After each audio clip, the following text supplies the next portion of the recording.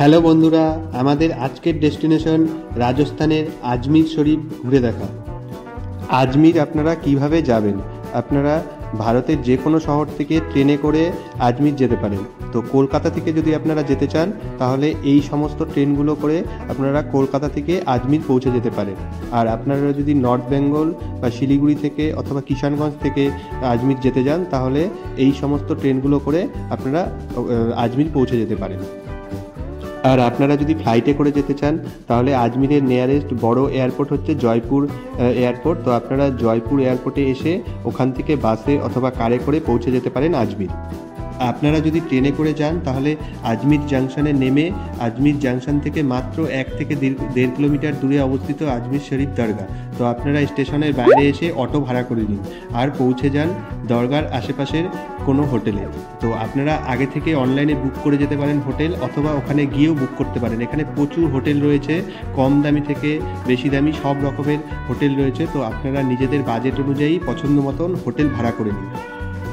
হোটেলে ফ্রেশ হয়ে যদি হোটেলেই খাওয়ার ব্যবস্থা থাকে তো আপনারা সেখান থেকে লাঞ্চটা সেরে নিন, অথবা যদি হোটেলে খাওয়ার ব্যবস্থা না থাকে তাহলে বাইরে বের হয়ে প্রচুর হোটেল রয়েছে, প্রচুর খাওয়ার দোকান রয়েছে, সেখান থেকে আপনার দুপুরের পছন্দ মতো লাঞ্চ করে নিন।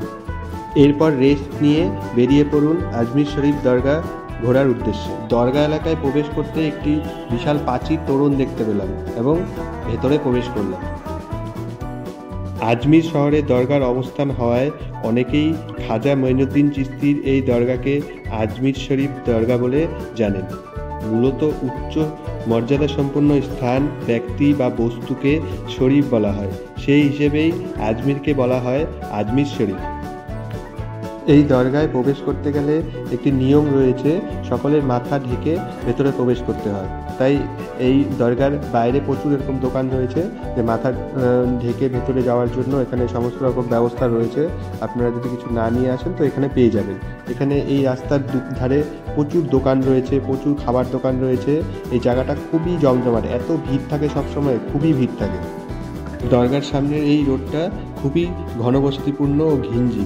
যত সামনের দিকে এগিয়ে যাই শুধু মানুষ আর মানুষ।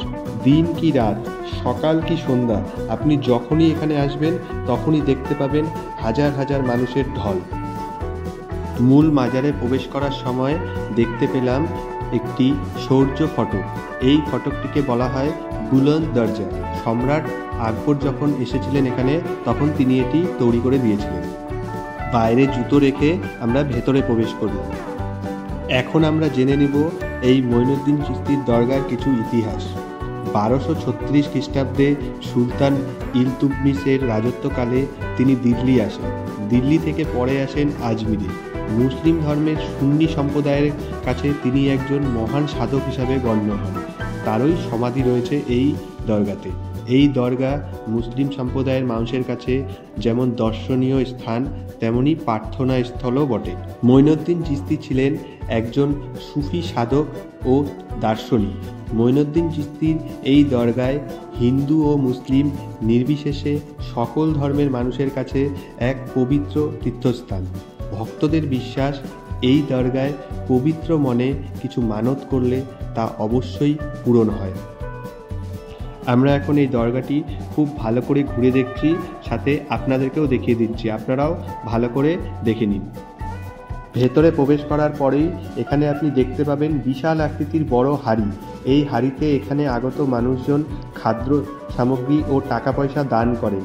এখানে প্রায় 1600 কেজির খিচুড়ি রান্না করা যায় এবং এত বড় যে একবার রান্না করলে 1 লাখ লোক এটি খেতে পারে। ঐতিহাসিক দিক থেকেও এই দরগা খুবই বিখ্যাত, কারণ 1566 খ্রিস্টাব্দে সম্রাট আকবর ওনার স্ত্রী মরিয়ম-উজ-জামানকে নিয়ে পুত্র সন্তানের আশায় এখানে এসেছিলেন। এছাড়াও শোনা যায় জাহাঙ্গীর, শাহজাহান, রাজিয়া সুলতানা, মোহাম্মদ বিন তুগলক, শেরশাহ, ঔরঙ্গজেব, জাহানারা বেগম প্রায় অনেকেই এই মাজারে এসেছিলেন। এই দরগায় বছরের যে কোনো সময়ে আপনি আসতে পারেন, তবে জানুয়ারি মাসে ওরস উৎসব উপলক্ষে এখানে লক্ষাধিক মানুষের ভিড় হয়। আপনারা ওই সময় আসলে এখানে প্রচুর ভিড় পাবেন। আর মুসলিম ছাড়াও প্রচুর হিন্দু ধর্মের মানুষ এই দরগায় আসেন এবং তাদের মনস্কামনা জানিয়ে যায়।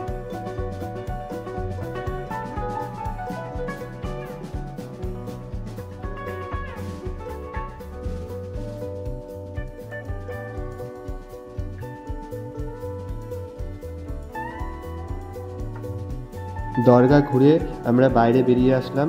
আর এখানে চাইলে আপনারা কিছু মার্কেটিংও করতে পারেন। এছাড়াও আজমির আসলে আপনারা ঘুরে দেখতে পারেন এই আড়াই দিনকা ঝোপড়া যে ঐতিহাসিক মসজিদটি আছে সেটি। এটি একটি ঐতিহাসিক মসজিদ, যেটা আপনারা এখানে আসলে ঘুরে দেখতে পারেন। এছাড়াও আপনারা আজমিরে যদি আরও থাকেন তাহলে এই জায়গাগুলো ঘুরে দেখতে পারেন। আর যদি আজমির থেকে আপনারা ফিরে যেতে চান তাহলে এই সমস্ত ট্রেনগুলো করে আপনারা ফিরে যেতে পারেন।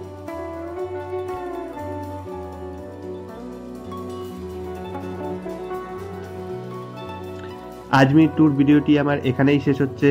আপনাদের এই ভিডিওটি যদি আজমির ট্যুর প্ল্যান করতে কোনো হেল্প করে থাকে অবশ্যই কমেন্ট করে জানাবেন।